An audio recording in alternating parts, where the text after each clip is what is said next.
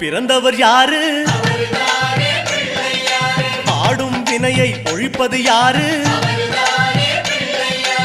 ஆதவன் வணங்கும் தெய்வம் யாரு? பூமியை தாங்கும் புண்ணியன் யாரு? அனலாசுரனை தின்றது யாரு? ஆணவம் நீக்கும் நாயகன் யாரு? முப்புரி அணிந்த மூலவன் யாரு? அவரும் வாழ்வது எங்கே கூறு?